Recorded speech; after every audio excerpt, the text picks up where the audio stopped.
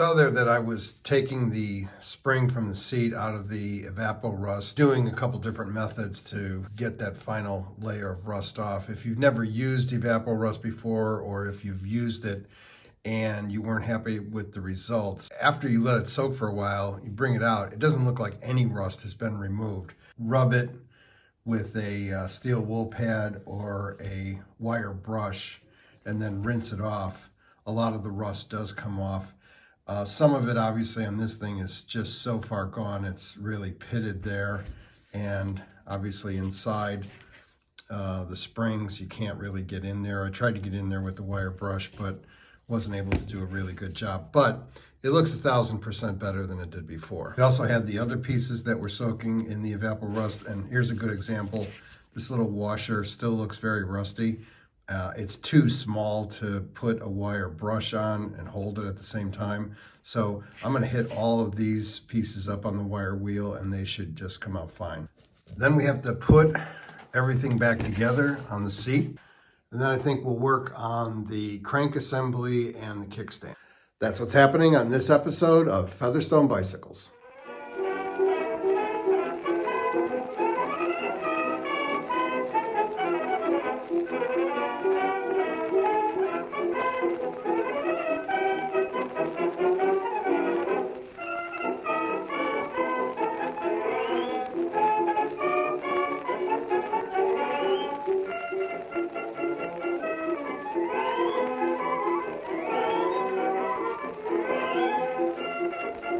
I've also decided to see how much of the spring assembly for the seat I can get covered on the wire wheel, since the wire brush by hand isn't as good as the wire wheel on the bench grinder.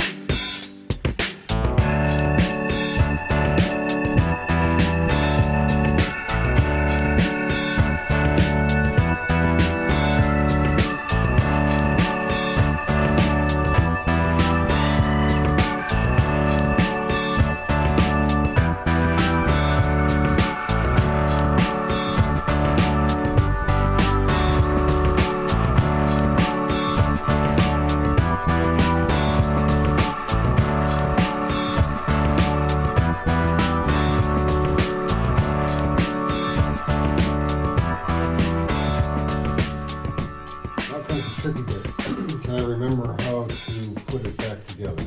Well, the first thing I have to do is get this back on, but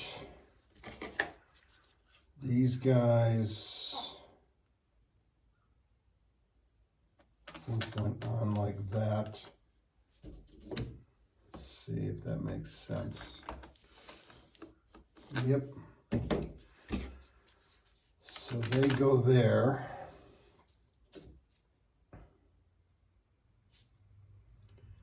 And I know this, and these two things are part of clamp mechanism in here. And probably these two washers. So then it's just these washers and nuts that go on the bolts here that are embedded in between the vinyl and the metal of the seat. And then this thing I think goes on like that. So that's going to come probably from underneath, which is going to be a little tricky because of that. Okay, let's try this again. Let's see if I can guide this in somehow.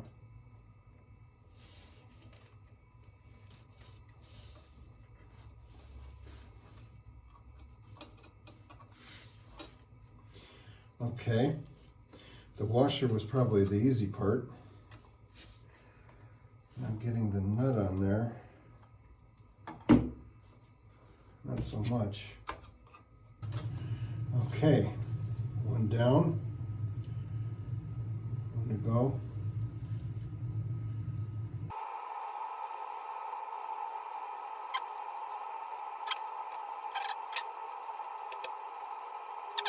Combination of trying to fit it in and trying to fit it in around the springs and trying to see around the springs. Not so easy. All right, that went a little bit smoother than at first I thought it would be. Now, we got to get this bolt. The tricky bit is holding it all. Got to get it under. In that slot. Hopefully I'm not blocking the view with my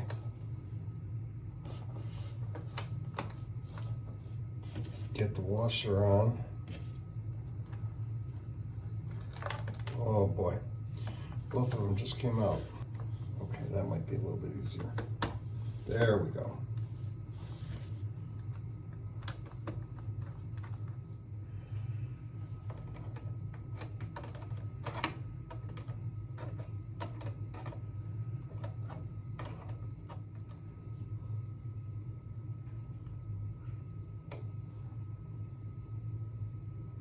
I can never remember, stand by. I was going to say I can never remember whether the seat post goes towards the front or towards the back.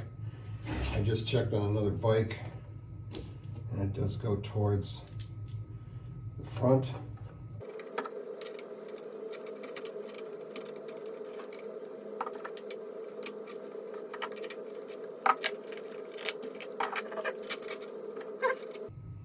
And this, oh no, I screwed up somewhere because they don't fit on there.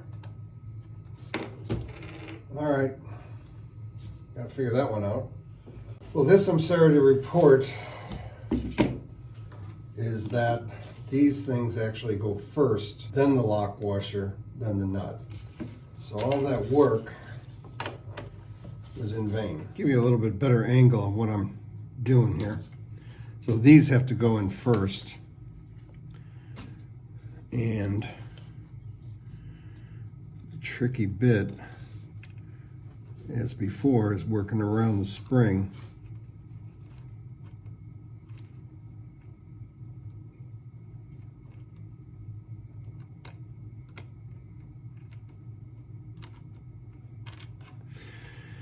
One down, now the lock washer.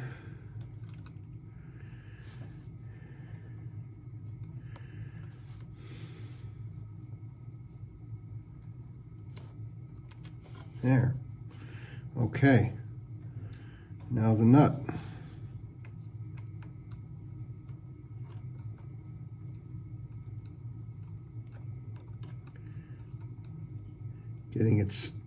Putting the washers on was relatively easy. Getting the nut started is the real tricky bit. All right. Okay, the seat is now in its proper place on the completed portion of the shelf. And the next thing we're going to do after I hit my head on the rims is undo this mechanism on the kickstand, which you have to get this pin out. This is under a lot of pressure. So the way we do that is to get it to a vise, get it to where this retaining washer is pretty close, but the vise isn't so tight that you can't move the kickstand. Because what you want to do is push this whole thing in and then tighten down the vise. I think that's enough. And then push that pin through.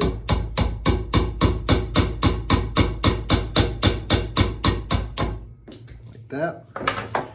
If you're doing this at home, be careful and ease up on that vise because this is a lot of tension right here.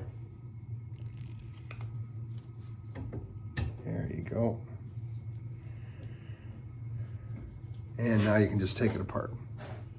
Next step is to put these parts in some solvent, let them soak for a little while we do something else. There's the spring. And then this little guy is the piece that the pin, this is the piece that goes in the frame, and this whole thing, including that pin that I just knocked out, rides around on these grooves, and that's what holds the kickstand either up or down.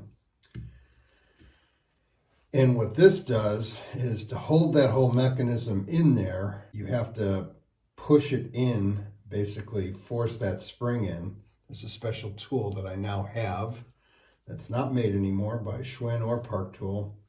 And this little pin here goes through the frame housing that contains all this and sticks into that groove.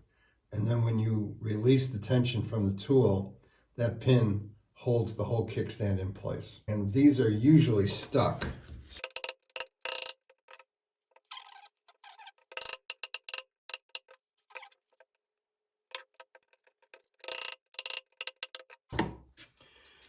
All right, we're going to put some solvent in there.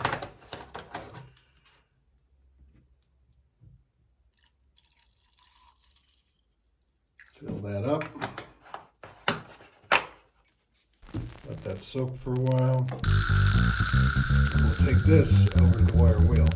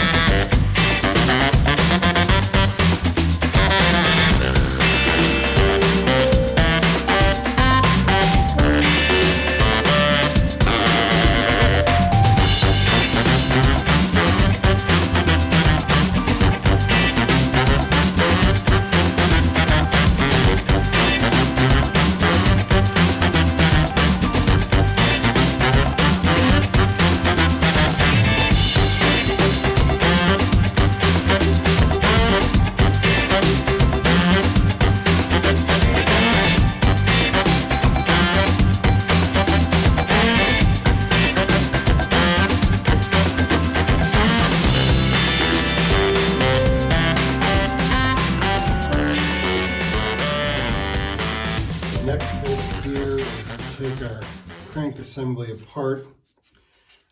Of course, the non-drive side is opposite thread, so it's right to loosen. That's a washer. Here's the cone nut.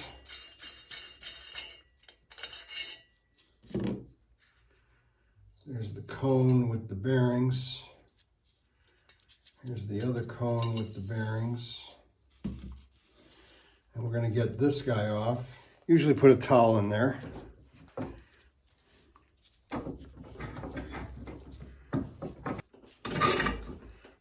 Okay, then we pull out the big guns.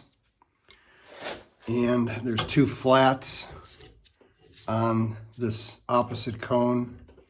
And it's the drive side, so it goes regular thread, and there it comes. So that comes off here. Threads are a little bit bigger here than they are here. And then the sprocket comes off that way. Of course, we're going to remove our ball bearings from their cages for the bottom bracket. There goes one. Keep your eye on that.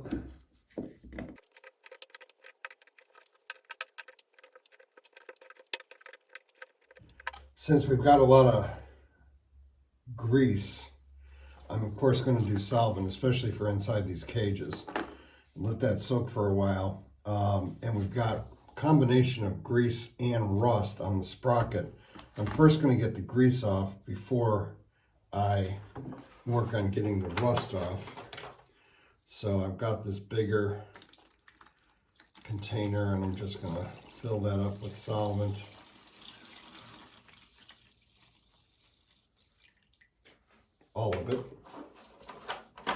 The crank itself is not bad on one side, which would be the non-drive side, but the drive side is very rusty down here. So I'm going to balance it as best I can in this jar and pour Evapo-Rust in there. I always want to call it Evapo-Rust, but I think the correct pronunciation is Evapo-Rust, as in evaporation. Back to the kickstand parts. We've got our solvent jar here, and see if this does any good. It's caked on here pretty well. I try to get the grease off of the parts before I put them on the wire wheel, because otherwise dirt is flying everywhere. But now that I have my respirator mask, it's less of a concern. I should probably let these soak longer. Yeah, I think I'm going to do that. There's just too much on there to do now. I was hoping to put the kickstand assembly together today, but it's not in the cards. So another little hint here in the background about what's coming up in the bonus episode at the end of the season. But that's going to do it for this week. Thanks for sticking with me, and I hope to see you next time on Featherstone Bicycles.